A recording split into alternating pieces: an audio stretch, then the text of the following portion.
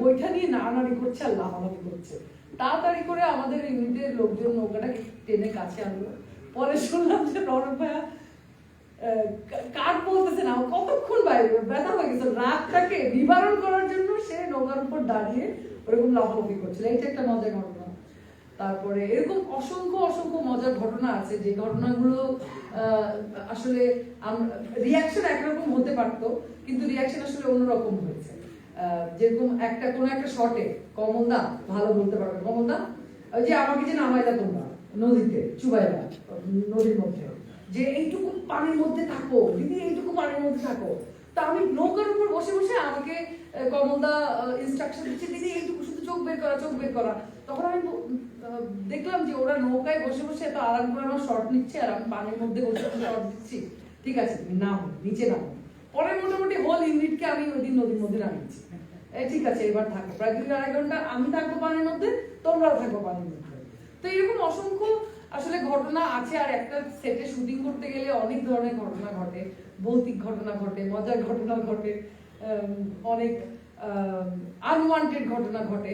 তারপরেও আসলে আমরা কাজ করতেই থাকি। আসলে ওই ঘটনাটা খুব বেশিক্ষণ স্টে করে না, কারণ আমাদের মাথার ভিতরে থাকে কাজটা, আমরা কিভাবে শুটিংটা শেষ করব, কিভাবে আসলে আজকের দিনে আমাদের টার্গেটেড সিনটা করব। আর এমনিতেও আমাদের মানে সিচুয়েশন খুবই আমাদের প্রতিকূলে ছিল, অনুকূলে খুব কম ছিল।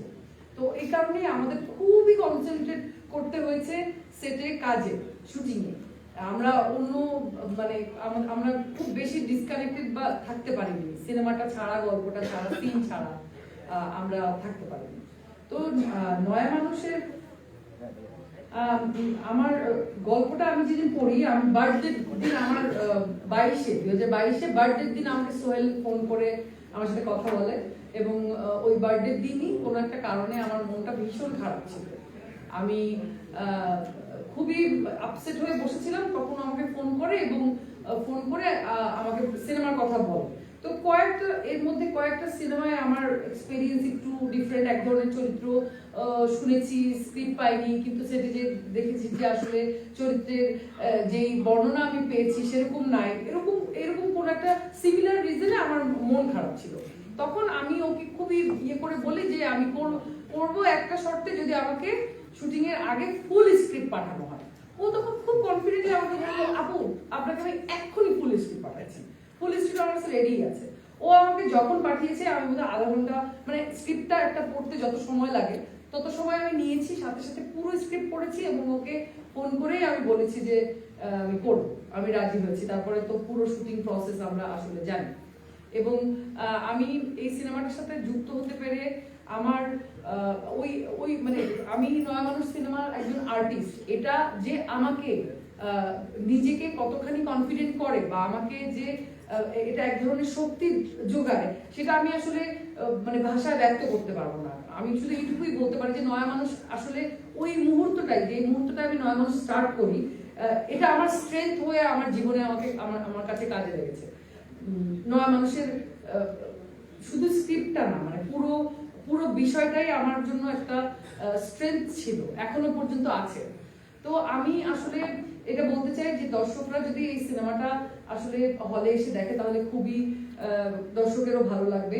আর আমি বলতে চাই যে অনেক চড়াই উতরাই পার করে আজকে নয়া মানুষ এখানে এসছে, বারবার থেমে যেতেও আবার চলেছে, এবং এর পুরো ক্রেডিট আমি দিতে চাই আমাদের সোহেলকে। এই শুনি যে আপু মনে হয় সিনেমাটা বন্ধ করে দিতে হবে, মনে হয় আর করতে পারবো না, খুব আপসেট। তারপরে আপু ম্যানেজ করে ফেলছি, চলো আমরা পরশুদিন শুটিং করতে যাই। বিষয়টা পুরো জার্নিটা আমাদের এরকমই ছিল। তো এই জন্য খালেদ ভাইকে অনেক ধন্যবাদ জানাতে চাই, কারণ ও ফোন করে আসলে লিটারালি প্রায় যে আপু ফাইনালি আমি সিনেমাটা করতে পারছি, আমরা মনে হয় শুটিংটা শেষ করতে পারবো, খালেদ ভাই ইজ দ্য পারসন, খালেদ ভাই আমাদের হালটা ধরছে না। তো তখন ওই দিন আসলে ও ফোনে কাটছিল, আমি আমার মতো করে কাটছিলাম, যে ফাইনালি মানে বন্ধ হতেও বন্ধ হচ্ছে না। তো এই জন্য খালেদ ভাইকে আসলে অনেক ধন্যবাদ জানাতে চাই, এবং নান্দনিক নাট্য দলকে আমি ধন্যবাদ জানাতে চাই। এবং নয়া মানুষ শুরু থেকে জার্নালিস্ট আসলেই ভাইয়ারা রণ ভাইয়া বলে গেল যে আমাদের সাংবাদিক ভাইয়েরা আমাদের সাথে যেভাবে প্রথম থেকে এত পজিটিভলি আমাদের সঙ্গে ছিলেন এবং আজকে পর্যন্ত এখানে আছেন, আপনাদের কাছে সত্যি কথা মানে আমি শুধু আমার নিজের পক্ষ থেকে এবং পুরো 9 মানুষের পক্ষ থেকে, 9 মানুষ টিমের পক্ষ থেকে আমি অসংখ্য মানে আমি কি বলবো, মানে আমি শব্দ আসলে বোঝাতে পারছি না, ভীষণ ভীষণ ভীষণ কৃতজ্ঞ এবং আপনাদেরকে অনেক অনেক অনেক ধন্যবাদ। ধন্যবাদ নান্দনিক নাট্য দলকে, কৃতজ্ঞতা জি সিরিজকে এবং খালেদ ভাইকে এবং সবাইকে। Thank you.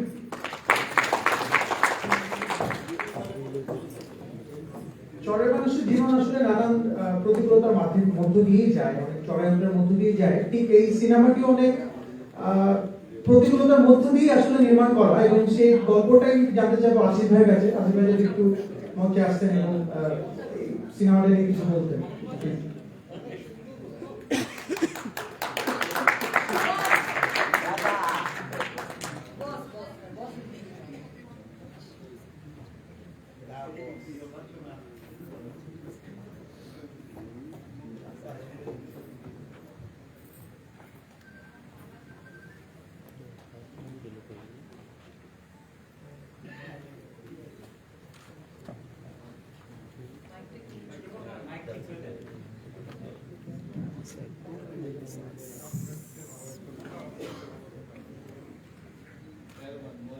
নয়া মানুষ এটা এমন একটা মঙ্গার গল্প, in a sense in all aspects. এমন একটা ফ্লোর যার কোনো পানি ছিল না, মানে এটা ছিল যেন এটা ওই যে হয় না কতগুলো বাচ্চা হয় ওটা জন্মই বলে মানে তুই তোর মায়ের রেখাইছিস, এরকম একটা যে কাজ করে যে বাচ্চাটা যদি মাটা খাইছে ওই রকম একটা। কিন্তু এটা প্যাশনেট ছিল আমার জন্য। আমি কিছুটা হলো আমি ডিরেক্টর যে ইন্টারনাল প্রসেস সেটা ছিল আমার সাথে অনেক দিনের এরকম যে আমি প্রথমে তার সাথে একটা শর্ট ফিল্মে কাজ করি, টিয়ার গল্প, এবং ওই ওই ওই ফিল্মটা করতে গিয়ে আমার মনে হলো না এর সাথে কাজ করা যায়, কারণ একটু নতুন রাস্তাঘাট খুঁজে বেড়ার চেষ্টা করে। ওখান থেকে আমার এক ধরনের সক্ষতা তৈরি হয় এবং আমি সেই সক্ষতায় সে দীর্ঘদিনের এক্সারসাইজে সে তার প্রস্তুতি নেয়, আমি নেবার চেষ্টা করি। একাডেমিক্যালি আমি ছবিটাকে দেখছি, কারণ এই ছবিটা আসলে এটা আসলে 3 কোর ফিল্ম বেসিক্যালি। এটা এই মাপের একটা ইকোনমিক্যাল যদি গ্রাউন্ড লেভেলটা থাকতো ফিল্মটা, কিন্তু ফিল্মটা তা হয়নি। ফিল্মটা অনেকটা ল্যাটিন আমেরিকান গল্প, না খাওয়া মানুষের। লাতিন আমেরিকান ফিল্ম মেকাররা যেমন একেবারে পুঁজিহীন একটা জায়গা থেকে শুরু করে দেয়, একটা পর্যায়ে গিয়ে সে ফ্যামিলি খুঁজতে গেরা হয়ে যায়। মানে আজকে যেমন আপনি অনেকটা পুরস্কৃত হন যে মনোজ বাজপেয়ী গল্প শুনে, কিংবা অনুরাগ কাশ্যপকে গল্প শুনে সে এখন নাকি 200 কোটি টাকার মালিক, কিংবা নওয়াজেশ এখন প্রায় 300 কোটির মতো মালিক, ইরফান খান প্রায় 3 কোটির মতো মালিক, তার পরিবাররা সব সেটেল অ্যান্ড বেটার, মানে এই ব্যাটারে সেটেল হয়েছে। এটা তো একটা ব্যাপার। তো এটা তো সাউথ এশিয়ান অ্যাক্টরদের অনেক ভাগ্য খুব ভালো। শুধু আমাদের এখানে অ্যাক্টর আমি মনে করি না এটা কোনো রেমুনারেশন হয় একজন অভিনেতার জন্য 30 লাখ 35 লাখ, এটা আবার কোন কথা। অ্যাক্টিংটা তো বেসিক্যালি ওটা প্রাইসলেস হয়, আপনার এটা কোটি টাকা দিয়ে তো হিসাব করা যাবে না, তাই না? আপনার সেই প্রাইসলেস অ্যাক্টিংকে সমাদর করার জন্য এক ধরনের দর্শক আপনার দরকার। কিন্তু আপনি যদি কারিশমা করে অনেক ধরনের পলিসি কইরা সেই অডিয়েন্স গুলোকে একটা অন্যরকম জায়গায় নিয়ে যান, বিশেষ করে এটা কিন্তু আমাদের যে গত 50 বছরের ইতিহাসে এটা দেখি, কিন্তু আমরা একটু একাডেমিক্যাল রিসার্চ করলে আর কি করে আমি জানি না, একাডেমিক্যাল রিসার্চ করলে একটা দর্শককে বাংলাদেশের ফিল্ম তার ক্যারেক্টারিস্টিক্স এটা আপনার কাছে পরিষ্কার হবে। এক সময় রাজমহল ছিল পপুলার একটা সিনেমা, তার অভিনেতা ছিল আদি, সে ছিল একজন পপুলার ভিলেন। এক সময় বাংলা নাটকের ক্লাসিক সময়, ফিল্মের ক্লাসিক সময় ছিল, তার নিজস্ব একটা ঘরানা তৈরি হয়েছিল, সেটা কমেডির ক্ষেত্রে হোক আর ট্র্যাজেডি ইমপ্লিমেন্টেশনে হোক। এক সময় এখানকার যে ফেকু ওস্তাদাগার লেন নামে যে কমেডি ছিল, সেই অ্যাক্টরগুলোকে যদি আপনার পুঙ্খানুপুঙ্খ একটা সংশ্লেষণ করেন, তাহলে আপনি দেখতে পাবেন ওরা ছিল ইউনিক জয় চ্যাপ্টেন ইন এশিয়া। একটা জেনার খান জয়নুল কিসমত, এরা ছিল একটা পরিশীলিত কমেডিয়ান। কমেডিয়ানটা মানে ক্লাউন, একটা তো ক্লাউন হয় না, সে ফিলোসফার হয়। কিন্তু আমাদের এখানে তো ডেফিনিশন জায়গা থেকে একটাকে দেখা হয় না, একটার একটা রাজনৈতিক সিল দেওয়া হয় যে তুই হচ্ছে অমুক সিলের না। অ্যাক্টর মানে হচ্ছে ইন্টেলেকচুয়াল প্রপার্টি, সে কোনো রাজনৈতিক সম্পদ হয় না। হ্যাঁ, হয়তো রাজনীতি তাকে মানে কোনো একটা স্ট্র্যাটেজির জন্য তাকে একটা জায়গা করে নিতে হয়।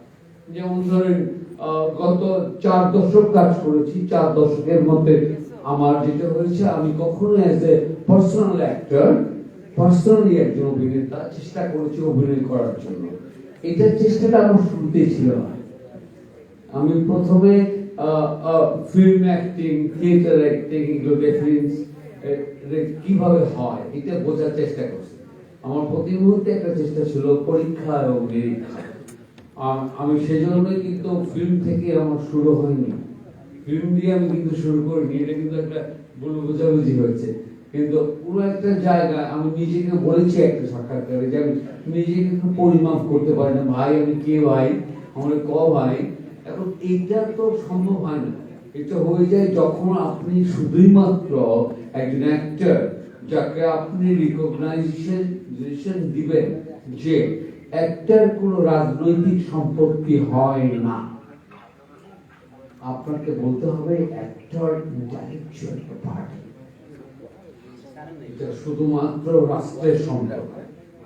এখন বিভিন্ন সময় আমরা সেই মূল্যটা বোঝার চেষ্টা করি। আমরা অ্যাক্টরকে সবসময় এক ধরনের খুব সকল জায়গা থেকে দেখে থাকি। অ্যাক্টর মানে তো ফিলোসফার। অ্যাক্টর শুধু অ্যাকশন করে, তার কাপড় খুলে, এটাই শুধু আপনি দেখেন কেন? আপনি বা এই ধরনের অডিয়েন্সকে তৈরি করেন কেন? তো আমার কাছে পুরো নয়া মানুষ বয়াতির একটা খুব ইন্টারেস্টিং জার্নি, পলিটিজম অ্যান্ড ফিল্ম, ফিল্মের গরিবী তত্ত্ব। না, এটা শুধু বয়াতি না, বয়াতিতে ইনস্ট্যান্ট। ফিল্মের গরিবী তত্ত্ব হচ্ছে সাউথ এশিয়ার ফিল্মের একটা ডিসক্রিমিনেশন, ওই ক্যাটরিনা কাইফ কম্পারিজন, ওই কারিনা কাপুর কম্পারিজন, ওই নওয়াজ ইরফান খান কম্পারিজন, ওই শাহরুখ খান কম্পারিজন। আপনি এইভাবে অনেকগুলো ডিসক্রিমিনেশন আমার ক্লাস যেমন তৈরি করেছেন, অনেকগুলো মানুষের ক্লাস।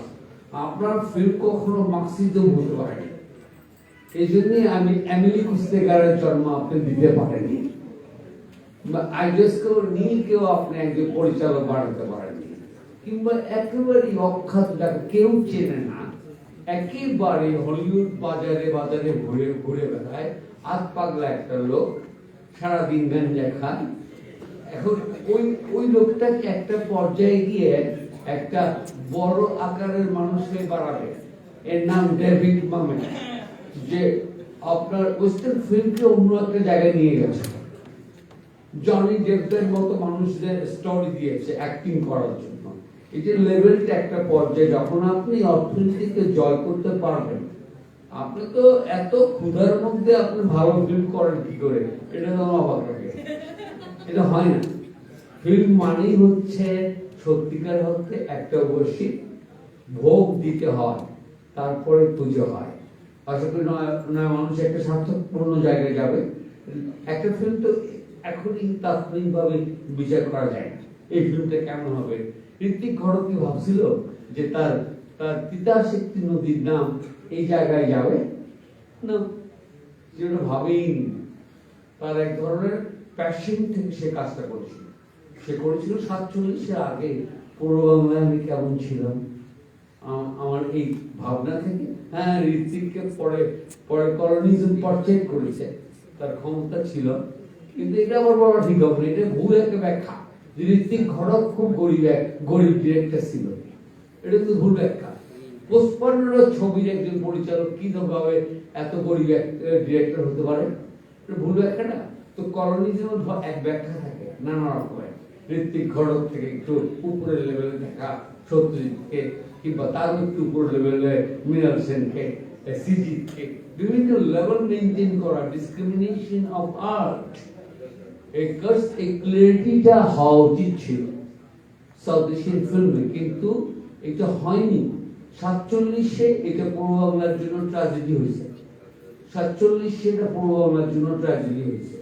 এখানে যে দেশ ভাগ ছাড়া যে আর্ট বাজার তৈরি হয়েছিল, সেই আর্ট বাজারে পূর্ব বাংলাকে বলা হয়েছে এটা হচ্ছে ভোক্তার দেশ, আমরা শুধু মানে কতগুলো ভোক্তা তৈরি করব, ক্রিয়েটর না।